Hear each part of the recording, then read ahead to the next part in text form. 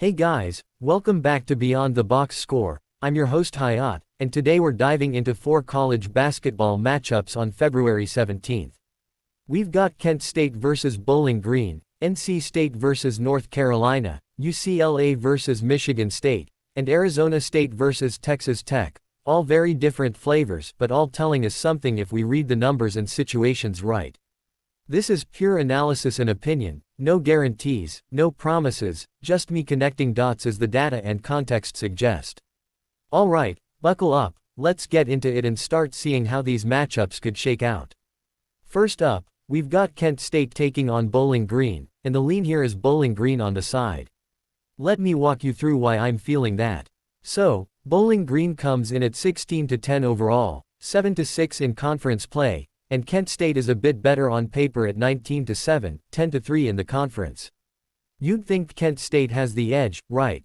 But then you peek at the KenPom rankings, Bowling Green is actually 140th overall, Kent State 147th, so it's razor close. But the way these teams play is a whole other story.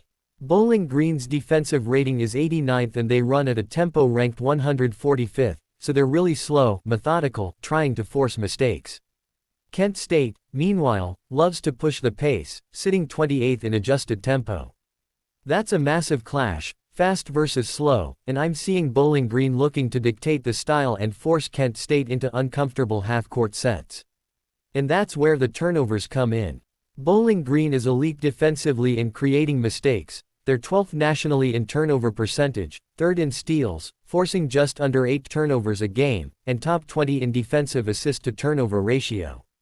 Kent State, their offense is struggling, 293rd in turnovers and 311th overall offensively, with an assist-to-turnover ratio of just 20. That's a recipe for Bowling Green to convert mistakes into points. And they can score too, they're 57th nationally in points per game, 35th in field goal percentage, 71st in two-point shooting, and 34.5% from 3. So, yeah, they're efficient enough to make those turnovers hurt. These two met once earlier in the season, Bowling Green lost by just 3 at Kent State, so they know they can hang and now they're home. Speaking of home, Bowling Green is 5-5 on the road but 9-5 at home, and over the last 4 home games they're 3-1, showing they handled their court. Kent State is 5-5 on the road, 2-2 over their last 4, which isn't inspiring confidence. If you look at trends, Bowling Green's 6-3 over their last 9 is a favorite, so history says they can handle this spot when expected to win. Betting lines reflect it, moneyline at -155, spread -2.5 at -120 FanDuel, -118 BMMGM. So whether you're taking the points or just the ML, it's tempting. One path I see is Bowling Green grinding this out, slowing tempo, forcing turnovers, converting them, and keeping Kent State uncomfortable for 40 minutes. What connects for me is that Bowling Green matches up perfectly to exploit Kent State's weaknesses. If this plays out like that, I like them winning outright or at least covering that 2.5. Yeah, that's why the lean sticks at Bowling Green on the side. Alright, next up, we move to the rivalry clash, NC State at North Carolina, and the lean here is North Carolina and the points. NC State is 18-8 overall, 13-13 against the number, and they just lost 77-76 to Miami after collapsing late in the game, giving up a 10-point lead with a minute and a half to go. Before that, they got obliterated 118-77 by Louisville, a 41-point blowout. Back-to-back rough outings, and that's a major storyline heading into a rivalry game. North Carolina is 20-5, coming off a 79-65 home win over Pitt. And even though I've got my critiques of Hubert Davis as a coach, there's no denying they're playing solid basketball right now. When I start thinking about matchups, North Carolina has the size inside, dominates the boards, and that's huge because NC State has been terrible at rebounding in conference play. NC State's offensive advantages are at the foul line and from deep. 37% of their points come from 3, and they're second in the ACC in three-point shooting. But here's the catch, North Carolina is dead last in three-point defense in the ACC, so there's a danger they'll give up a ton from deep. If this game turns into a shootout, NC State can hang, sure. But rebounding is usually the decider, and North Carolina has a clear advantage there. Looking at scenarios, if NC State comes out trying to push pace and shoot threes, they could make it interesting, but if they collapse like they did against Miami or fail to box out inside, North Carolina will control the boards and get easy looks in transition. I'm thinking about effort too. NC State is coming off a 41-point blowout, then a meltdown versus Miami, so motivation and focus are questions. Meanwhile, North Carolina comes in healthy, focused, and with the rebounding advantage to dominate the physical side of the game. If this matchup plays out with North Carolina controlling the glass and NC State forcing shots from the perimeter, the Tar Heels can cover the points and maybe even win outright. One path I see here is NC State hitting a few threes early, making it close, but North Carolina grinding inside and eventually pulling away. What connects for me is the rebounding dominance and the mental edge in a rivalry game after NC State's recent collapses. Yeah, that's why the lean sticks at North Carolina and the points. Quick pause real quick, if you've got an even one lean you like so far, hit that like button. Seriously, it tells me these deep slate breakdowns are worth doing. And if you want to help the channel grow, smash that subscribe button too. It takes a second, but it means the world to me and the channel. Let's keep rolling because these next games have some really juicy angles. Next game we've got UCLA heading into East Lansing to play Michigan State, and the lean here is UCLA plus the points. Let me walk you through why I'm feeling that, because honestly, this Michigan State team has me a little skeptical right now.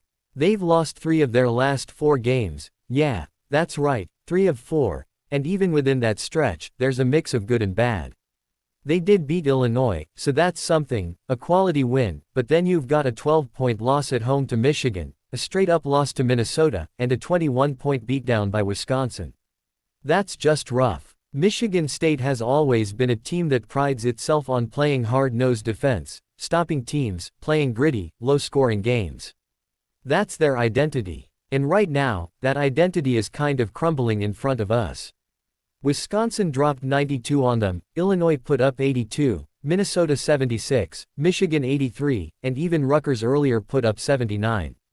I mean, come on, this is a Spartan team that used to make scoring against them feel like a chore, and now teams are just running up numbers. And then you think about UCLA coming in, they just got blown out by Michigan by 30. Not exactly confidence-inducing, right? But here's the thing, when I look at Michigan State and I think about laying a bunch of points, I get nervous because this is not the Spartan team of old when it comes to defense. If this matchup plays out like what we've seen recently, Michigan State is going to give up a bunch of points, and even though UCLA is coming off a brutal loss, they're still capable of hanging around because the spread is just too big to lay here. One path I see is Michigan State coming out trying to assert themselves, but every time they've faced a decent offense, they're giving up points in chunks. Wisconsin 92, Michigan 83, Illinois 82, so the Bruins can absolutely keep this close if they come in with some energy. And honestly, the mental aspect matters too. UCLA just got embarrassed by Michigan, maybe they're motivated to show up in East Lansing, maybe they slow things down, play smart, get a few stops, and chip away at the number. What connects for me is that Michigan State's identity isn't showing up, they're not getting stops like they should, and this is exactly the kind of situation where the underdog with points can thrive. Yeah, that's why the lean sticks at UCLA plus the points. Alright, moving on, we've got Arizona State taking on Texas Tech, and the lean here is Texas Tech laying the points on the road. This one's interesting, because Arizona State comes in at 13-12 overall, 4-8 in conference play, and they just barely handled Oklahoma State 85-76. I mean, they're hanging in there. But they've got problems, especially defensively. Now Texas Tech is a completely different beast right now. They're 19-6, riding a 3-game winning streak that includes a 78-75 overtime win over Arizona, which might honestly be their win of the season so far outside of those big wins over Houston at home and Duke on a neutral court by a single point. And beyond that, they've picked up a few other solid wins, Colorado on the road by 2, West Virginia on the road by 7, and Baylor 92-73 on the road. They've been consistent, they've been executing, and yeah, sometimes they've played down to competition. Like we've seen in the past, but this is not one of those times because Arizona State is exactly the type of team they're going to pay attention to. Now the matchup details are brutal for Arizona State. Their perimeter defense is dead last in the Big 12 in three-point percentage allowed. Teams are hitting 37.6% from deep against them. And Texas Tech, they're shooting the most threes per game in Big 12 play, 46.5% of their points coming from three. Over 40% from deep in conference. Threes are falling, and this Red Raiders team can absolutely pull away early if they're focused. One scenario I see is Texas Tech comes out firing on all cylinders. Arizona State struggles to close out shooters, the threes keep dropping, and before you know it, the game is running away. Even if Arizona State tries to hang in there, that defensive mismatch on the perimeter is just too big to overcome. What connects for me is Texas Tech's ability to exploit this three-point weakness while maintaining control. And I really don't see them taking their foot off the gas at all here. Yeah, that's why the lean sticks at Texas Tech laying the points on the road. Alright, that's a wrap for all four matchups on February 17th. As always, this is pure analysis and opinion, nothing guaranteed, nothing promised. Just me walking through how these games could play out if the situations line up the way the numbers and trends suggest. I'm curious how you're seeing these spots, so drop AZ in the comments and let me know which game stood out to you, or if you're reading something differently. We've got more breakdowns coming soon, same messy, raw format, same deep dives, just connecting the dots for every angle we can see.